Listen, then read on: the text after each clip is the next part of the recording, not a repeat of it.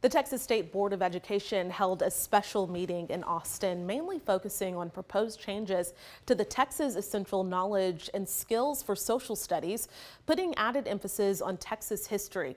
So the changes date back to a 2022 fight when the State Board of Education pushed changes to 2025 due to some pushback from conservative lawmakers.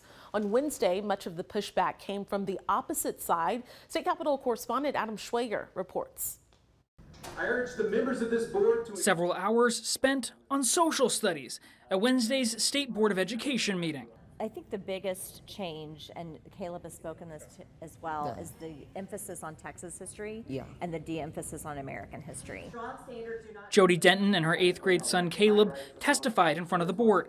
Caleb said he's fighting to make sure his history education is sufficient to get into his dream school. I want to go to West Point College and then serve in the military, so it's very important just to know about the world for that, as well as knowing about America. Many conservative groups like Texas Values say they support a majority of these changes, but they still feel there's areas where the state has fallen short. We're happy that the Ten Commandments is referenced as a foundation for law for students to learn. However, Moses' connection to the Ten Commandments was removed. Many also complained about the process. Members of the curriculum work groups, primarily composed of educators, said the SBOE only allowed them to suggest additions or subtractions from the curriculum, but not both. In addition, many felt rushed.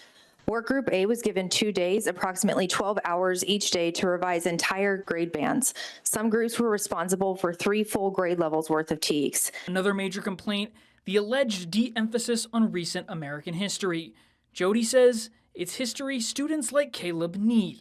I want them to know about the American Revolution and all the things in the first half as well. But to function and work in our society and go out into the world today, they need to have more of a solid foundation of 20th century history. In Austin, I'm Adam Schwager. And in addition to the history changes, the State Board also approved nearly 4,200 revisions to several teaching materials. At last month's meeting, Bluebonnet Learning, which is contracted out by the Texas Education Agency, asked for approval on the changes. Now, they say many of those changes were due to replace unlicensed images, to fix formatting, and to fix typos.